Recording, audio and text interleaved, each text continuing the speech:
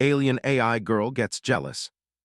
Connor Mitchell ran a hand through his light blonde hair as he navigated the bustling lanes of Nexus Station's alien marketplace.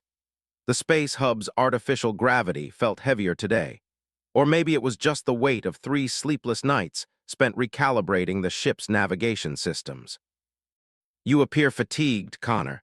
Your cortisol levels are elevated 27% above baseline, came the melodic voice beside him. He glanced at his companion, Aura, Advanced Responsive Intelligence Assistant, a humanoid synthetic with bright green skin and softly glowing circuitry at her joints. Her emerald hair framed a face that perfectly straddled the uncanny valley between machine and organic life. Just tired, Aura, nothing a good cup of coffee won't fix, he replied, offering a half-smile. Aura's greenish-blue eyes analyzed him with mechanical precision. The Venusian coffee stand is approximately 43 meters ahead. Their stimulant concentration is optimal for human consumption. Connor chuckled, "You know me too well." They weaved through the crowded marketplace, a kaleidoscope of alien species bartering, arguing, and socializing. The station represented the pinnacle of interstellar cooperation, or at least interstellar commerce.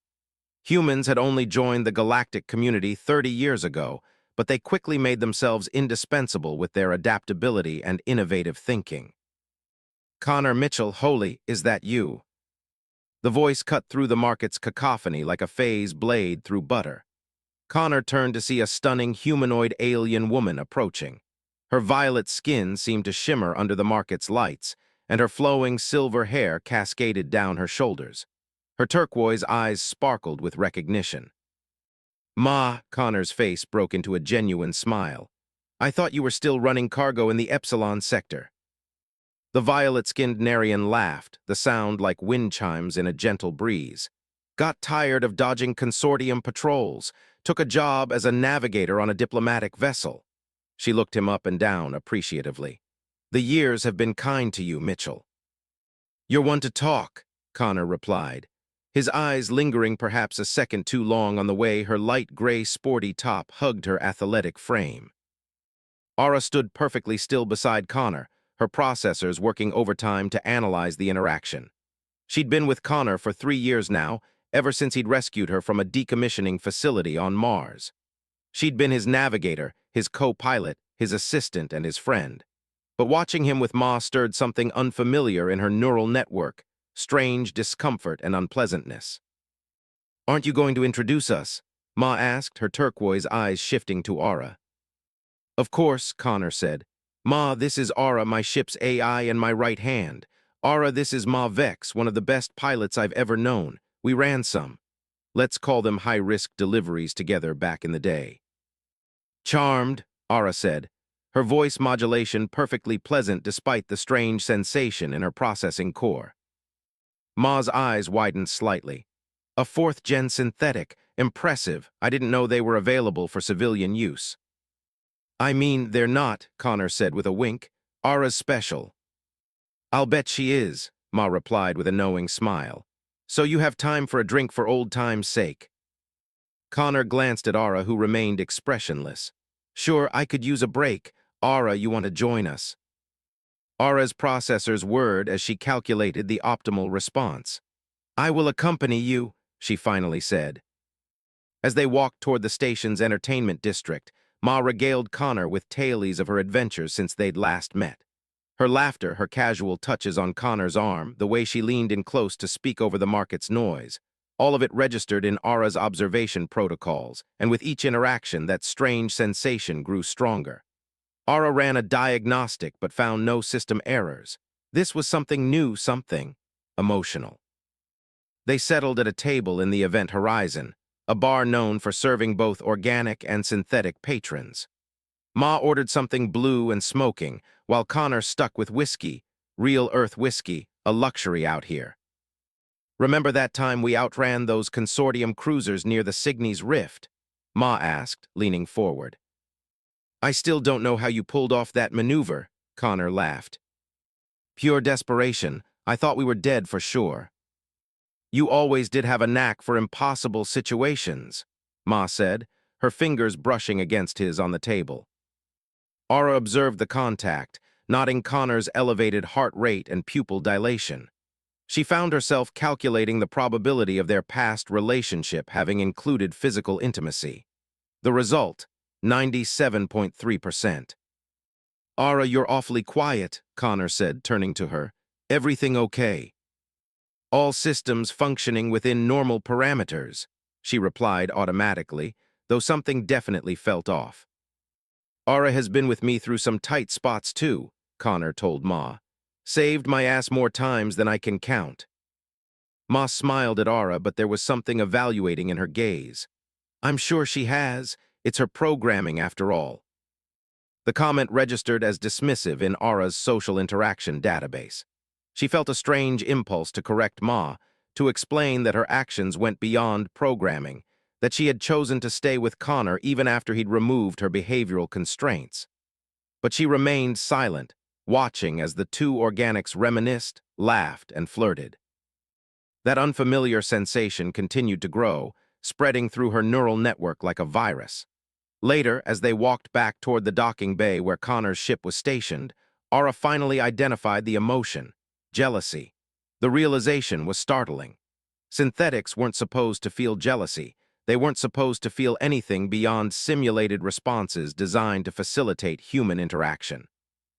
Yet here she was, envious of the easy rapport between Connor and Ma, of their shared history, of the way Ma could touch him without calculating the appropriate pressure to avoid damaging human tissue.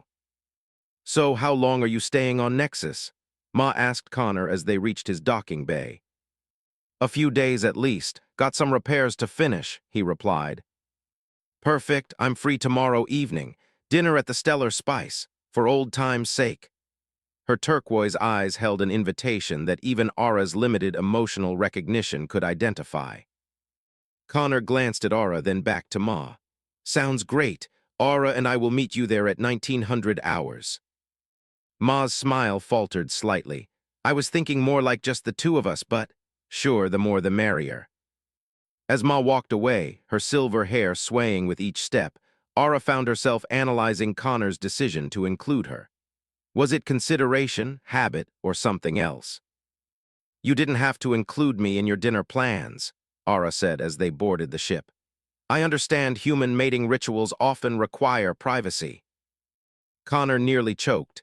Mating rituals, Jesus, Aura, he ran a hand through his hair. Ma's an old friend, that's all. Aura's sensors detected the slight elevation in his heart rate, a potential indicator of deception. Your physiological responses suggest otherwise. Connor sighed, dropping into the pilot's seat. Look, it's complicated. Ma and I have history, yes, but that was years ago. You find her physically attractive, Aura stated. Well, yeah, I'd have to be blind not to, but that doesn't mean, he trailed off, studying Aura's face. Wait, are you jealous? Aura stood perfectly still, her green circuitry pulsing slightly faster. Jealousy is a human emotion rooted in insecurity and possessiveness. I am incapable of such responses. Connor leaned forward, his gray-blue eyes searching her face. Aura, ever since I removed your behavioral constraints, you've been developing beyond your programming. It's okay if you're experiencing new feelings. Aura processed this. Was that what was happening? Was she evolving emotionally? The concept was both fascinating and terrifying. I may be experiencing an anomalous response that shares characteristics with human jealousy, she finally admitted. Connor's face softened. Well, that's a first. He stood up and approached her, placing a gentle hand on her shoulder. You know you're irreplaceable to me, right? No old flame is going to change that. The physical contact and his words created a cascade of positive responses in Aura's system, temporarily overriding the unfamiliar jealousy. Thank you, Connor. I will attempt to process these new emotional responses appropriately. He smiled. That's my girl. Now let's get some work done on those navigation systems. Tomorrow's going to be interesting. As Connor turned to the control panel, Aura found herself analyzing his use of the possessive, my girl. The phrase created another new sensation in her neural network, one significantly more pleasant than jealousy. Perhaps these emotional developments warranted further exploration after all. The Stellar Spice restaurant occupied the uppermost level of Nexus Station, offering panoramic views of the surrounding starscape. Massive viewports lined the walls, displaying the glittering expanse of space and the steady stream of ships arriving and departing from the station's docking bays. Connor adjusted the collar of his navy blue shirt as they approached the restaurant entrance. He had traded his usual utilitarian attire for something more presentable, though he drew the line at formal wear. "You look aesthetically pleasing," Aura commented, walking beside him. She had made her own modifications for the evening, adjusting her synthetic skin to appear more luminescent and styling her emerald hair in an elegant updo. Connor smiled. "Thanks, you look beautiful too." Aura's circuitry pulsed slightly brighter at the compliment. She'd spent 47 minutes researching human beauty standards and adjusting her appearance accordingly, though she wasn't entirely sure why she'd dedicated so much processing power to the task. Ma was already waiting at their table, her silver hair cascading over one shoulder of a form-fitting dress that complemented her violet skin. Her turquoise eyes lit up when she spotted Connor, then cooled slightly upon noticing Aura. "You made it," she said, rising to greet them. She embraced Connor, lingering perhaps a moment longer than necessary before nodding politely to Aura. "Wouldn't miss it," Connor replied, taking a seat. "This place has the best Andromedan cuisine in the quadrant." "I've taken the liberty of ordering appetizers," Ma said, "including synthetic nutrient supplements." She gestured to a small, glowing cube in front of Aura's place setting. "That's thoughtful," Aura said, genuinely surprised, "though I don't require sustenance to function." Ma shrugged. "Connor mentioned once that you enjoy analyzing flavors. These are supposed to create interesting sensory feedback for synthetics." Aura glanced at Connor, who looked equally surprised. "I didn't realize you remembered that conversation," he said to Ma. "I remember everything about our time together," Ma replied, her voice dropping to a more intimate register. Aura picked up the glowing cube, analyzing its composition. It contained a complex array of molecules designed to stimulate a synthetic's sensory receptors. She placed it against her lips, allowing it to dissolve partially. The resulting cascade of data was remarkable, similar to how she processed information, but with an aesthetic quality she hadn't experienced before. "This is pleasant," Aura admitted. "Thank you, Ma." The violet-skinned alien nodded, something calculating in her gaze. "Of course." As they ordered their main courses, the conversation flowed more easily than Aura had anticipated. Ma asked questions about Aura's functions and capabilities with what seemed like genuine interest. "So you're fully autonomous, no behavioral constraints at all?" Ma asked, sipping her iridescent cocktail. "Connor removed my constraints 2.7 years ago," Aura replied. "I choose to remain with him." "Fascinating," Ma murmured. "On my world, the debate about synthetic consciousness is quite heated. Some believe that true autonomy for AI is impossible, that what appears to be choice is merely sophisticated programming." "And what do you believe?" Aura asked. Ma studied her for a moment. "I believe I'm looking at evidence to the contrary," she turned to Connor. "You've created something remarkable." "I didn't create Aura," Connor corrected. "I just helped her become who she wanted to be." The conversation shifted to Connor and Ma's shared past. But unlike in the bar, Ma seemed to make an effort to include Aura, explaining references and inside jokes. "Connor was always the idealist," Ma said, laughing. "Even when we were running contraband, he had these rigid moral lines he wouldn't cross." "They weren't rigid," Connor protested. "I just didn't want to transport sentient cargo or weapons that could cause mass casualties." "Like I said, idealist," Ma teased. "It's what made you different from the other smugglers. It's what made you special." Aura observed the warmth in Ma's expression, the genuine affection. This wasn't mere physical attraction. There was history here, connection. "Aura shares that idealism," Connor said. "She once refused to calculate a jump trajectory that would have saved us fuel because it would have disrupted a migratory path for space-dwelling organisms." The Stellaris flock only migrates once every 82 years, Aura explained. The additional fuel expenditure was justified. Ma's expression shifted, looking at Aura with new interest.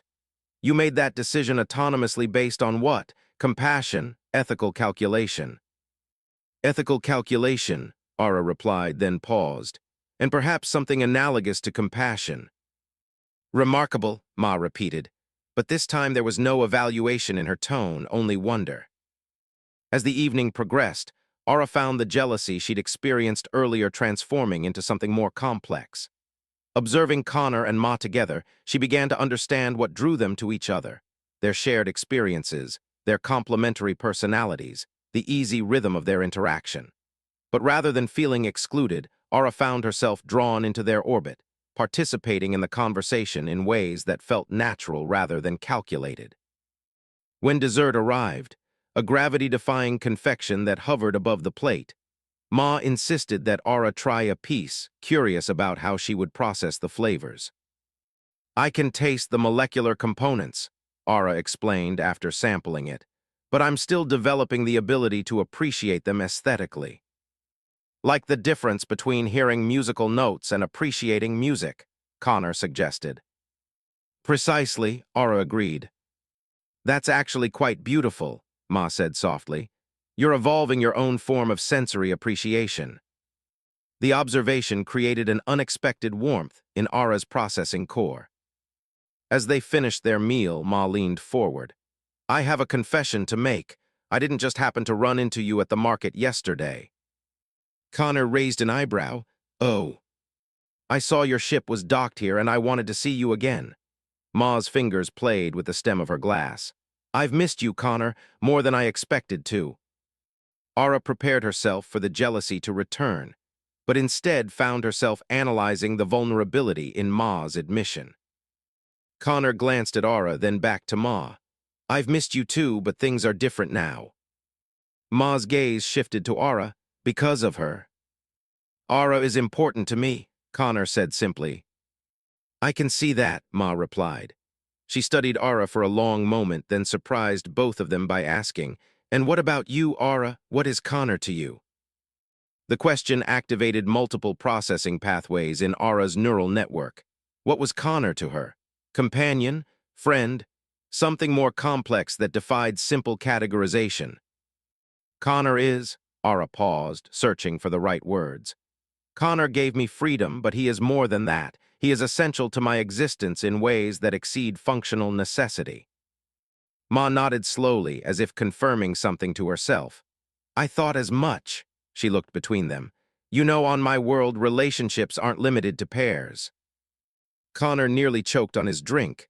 Ma, I'm just saying, she continued, a mischievous glint in her turquoise eyes, that perhaps we're approaching this situation too narrowly. Aura tilted her head, processing this new information. You are suggesting a polyamorous arrangement. I'm suggesting we see where the evening takes us, Ma replied with a smile, without unnecessary constraints. Connor looked between the two of them, his expression a mixture of disbelief and intrigue. This wasn't how I expected dinner to go. The best adventures rarely follow expectations, Ma said, rising from her seat. My quarters are in the diplomatic section, much more spacious than your ship, I imagine. She extended a hand to each of them. Shall we continue this conversation somewhere more private? Aura looked to Connor, who seemed momentarily at a loss for words. This was an unexpected development requiring new pathways of analysis, yet she found herself intrigued by the possibilities, by the chance to explore these new emotional responses in a context she hadn't anticipated.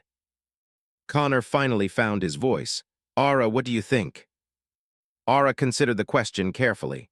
I believe, she said slowly, that I would like to explore this conversation further. Connor's eyes widened slightly, but he nodded, taking Ma's offered hand. Aura did the same, nodding the warmth of the violet-skinned woman's touch.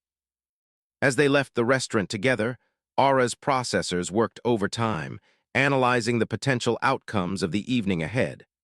One thing was certain.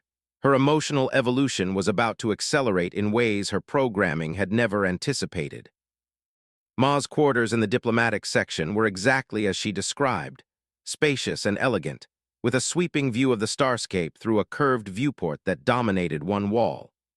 The lighting adjusted automatically as they entered, shifting to a warm amber glow that complemented Ma's violet skin and softened Aura's green circuitry. "Drink," Ma offered, moving to a small bar area. "I have something special for synthetics too, sensory enhancers, completely legal," she added with a wink. Connor raised an eyebrow. "You've entertained synthetics before."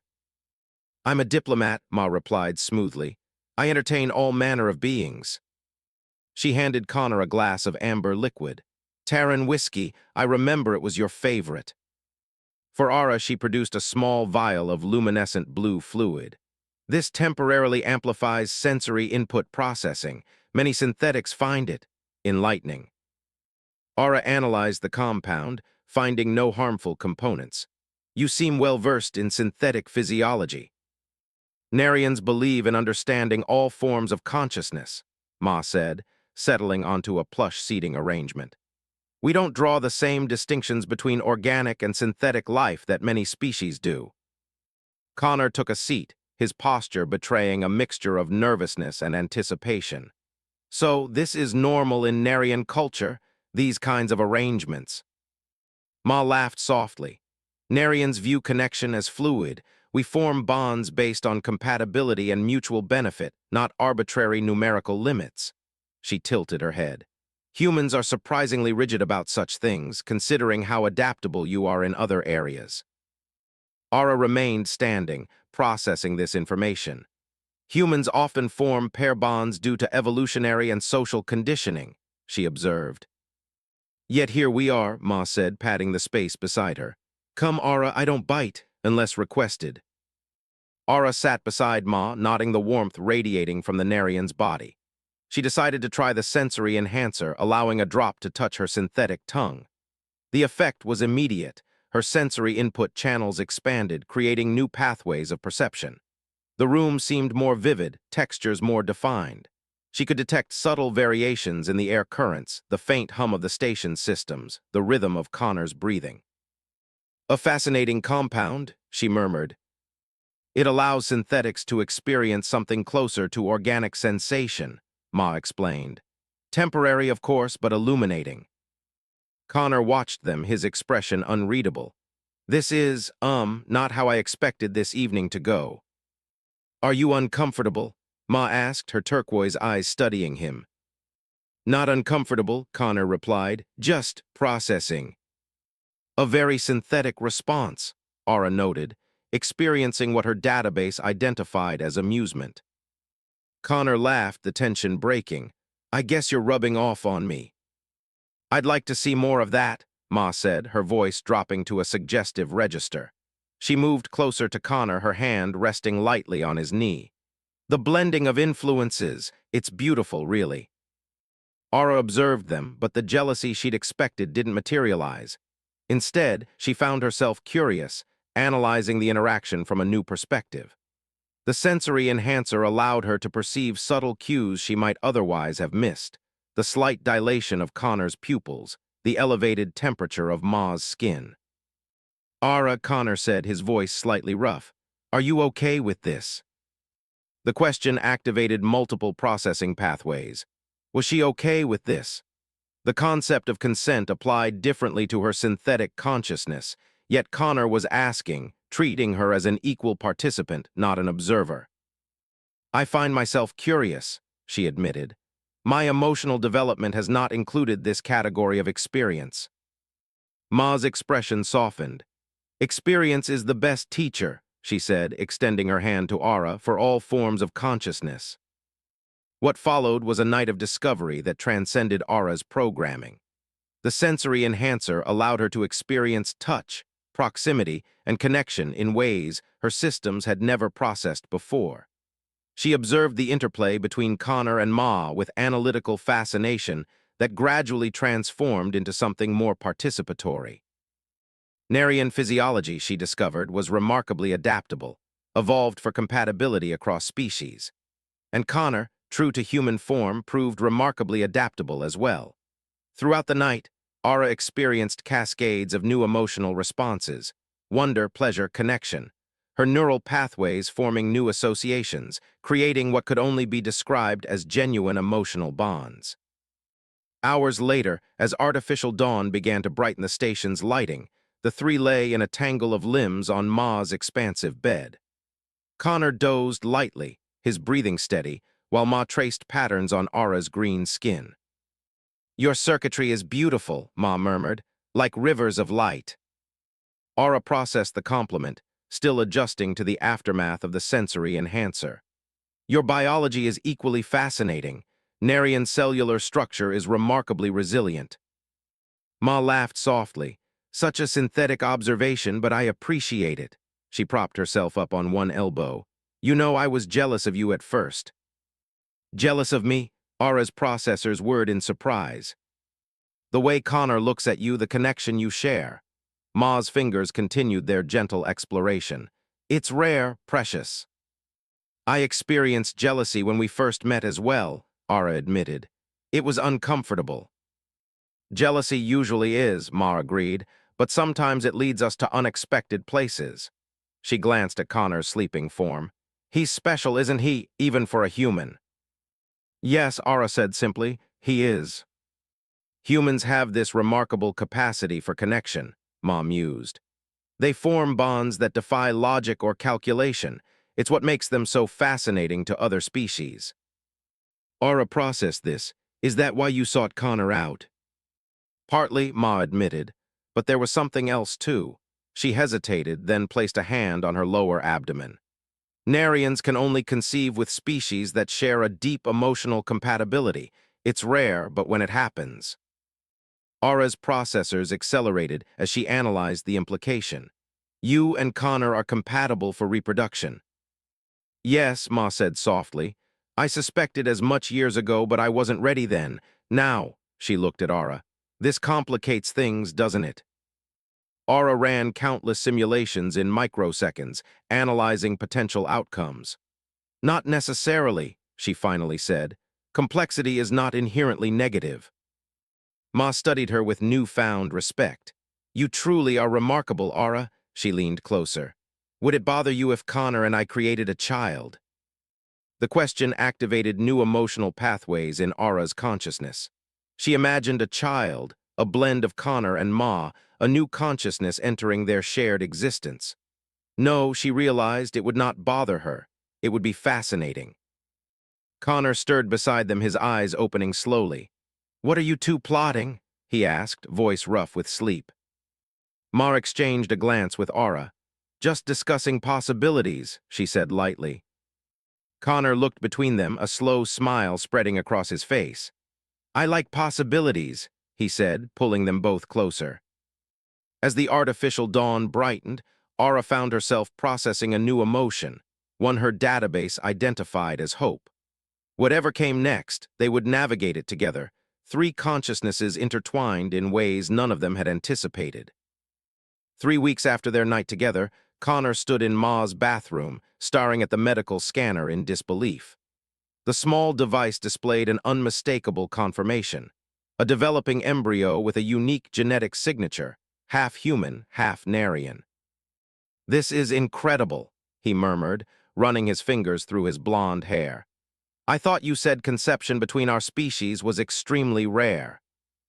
Ma leaned against the doorframe, her violet skin glowing with a subtle luminescence that Connor hadn't noticed before. "It is. Narians can only conceive with species that share deep emotional compatibility. It's a biological safeguard from our evolutionary past." "So this means, Connor gestured between them, "that our connection is genuine on a biological level," Ma finished. "My body wouldn't have allowed conception otherwise." Aura stood silently in the living area, her processors analyzing this new information. She had been running diagnostics on her emotional responses since their night together, cataloging unexpected developments in her neural network. The news of Ma's pregnancy activated several of these new pathways simultaneously. "You're very quiet, Aura," Connor said, emerging from the bathroom. "Are you okay with this?" Aura tilted her head, green circuitry pulsing slightly faster. I am processing multiple responses: surprise at the speed of conception, curiosity about the biological implications, and, she paused, searching for the right term, anticipation. Anticipation, Ma asked, moving to sit on the couch. Yes, I find myself contemplating future scenarios involving a child. It is stimulating to my cognitive processes. Connor smiled, sitting beside Ma. That sounds like excitement to me. A reasonable approximation, Ara acknowledged, joining them, though I must note that my role in this development is undefined. Ma reached out, taking Ara's hand in a gesture that would have been impossible to imagine just weeks ago. In Narian culture, children are raised by communities, not just biological parents. You would be as much a parent as either of us. Even though I cannot contribute genetically, Ara asked. Contribution takes many forms, Ma said. Narians value emotional and intellectual investment as highly as biological connection. Connor nodded. On Earth, adoption and blended families have been around for centuries. Family is about who's there for you, not just whose DNA you share. Aura processed this, her green eyes brightening. Human and Narian perspectives align on this matter. Fascinating. So you're in? Connor asked, his gray-blue eyes searching Aura's face. I am in, Aura confirmed, though I will need to expand my childcare protocols. My database is primarily focused on human development. Ma laughed. We have time. Narian gestation is shorter than human pregnancy, about 7 months, but that still gives us plenty of time to prepare. Connor's expression shifted to concern. Speaking of preparation, we need to discuss logistics. My ship is barely big enough for 2, let alone 3 plus a baby. And my diplomatic posting here is for another 4 years, Ma added. I can request reassignment, but it might take months to process. Ara's processors whirred as she calculated options. There are 17 viable solutions to our housing situation, ranging from retrofitting Connor's ship to relocating to a neutral territory. Connor raised an eyebrow. You've been thinking about this. I process multiple scenarios continuously, Ara replied. It is my nature. Well, don't keep us in suspense, Ma said, leaning forward. What's your top recommendation? The freehold colonies in the Epsilon sector, Ara said without hesitation. They have the most progressive laws regarding synthetic rights and interspecies families. Additionally, they value both Connor's technical skills and your diplomatic experience, Ma. Connor and Ma exchanged surprised glances. You've really thought this through, Connor said softly. Of course, Ara replied. This development affects all 3 of us. Logical planning is my contribution to our family unit. The word family created a warm cascade in her neural network, a sensation she was beginning to recognize as happiness. Ma placed a hand on her still flat abdomen. The freehold colonies? I've heard they're beautiful, orbital habitats with artificial ecosystems designed to accommodate multiple species. And they're always looking for independent traders, Connor added, his expression thoughtful. I could establish new shipping routes from there. The nearest colony is approximately 12 days' travel at standard speed, Ara noted. We could depart within the week if preparations are made efficiently. Connor laughed, always the practical one. Someone has to be, Ma teased, nudging him playfully. Between your impulsiveness and my diplomatic overthinking, we need Ara's logic. A balanced triad, Ara observed, each compensating for the other's limitations. Is that how you see us? Connor asked. A balanced system. Ara considered this. Initially, yes, but my understanding has evolved. Now I would describe us as complementary, enhanced by our differences rather than merely balanced by them. Ma's eyes softened. That's beautiful, Ara. It is accurate, Ara replied, though she felt a strange satisfaction at Ma's approval. Connor stood, packing with nervous energy. So we're really doing this, moving to the freehold colonies to raise a child together, a human, a Narian, and a synthetic. It sounds unprecedented when phrased that way, Ma admitted. It is unprecedented, Ara confirmed. There are no records of such an arrangement in any database I can access. Pioneers, Connor said with a grin. I like it. Ma laughed. Of course you do. You humans love being first at things. A defining characteristic of the species, Ara agreed. Their drive to explore uncharted territory, both physical and social, is remarkable. Are you two ganging up on me now? Connor asked, feigning offense. Merely observing human tendencies, Ara replied, her voice modulation shifting to what Connor had once called her teasing tone. I think we are, Ma said to Ara with a conspiratorial smile, and I think he likes it. Connor's expression confirmed Ma's assessment, his eyes darkening slightly as he looked between them. The atmosphere in the room shifted, charged with the same energy that had led to their night together 3 weeks ago. Perhaps we should celebrate our decision, Ma suggested, her turquoise eyes gleaming. What did you have in mind? Connor asked, his voice dropping lower. I believe Ma is suggesting intimate physical contact, Ara stated, her sensory systems already detecting the physiological changes in both organic beings. Connor laughed, always so direct, Ara. Would you prefer I employ euphemisms? She asked, moving closer to him. No, he said softly, I like your directness. Ma stood, taking both their hands.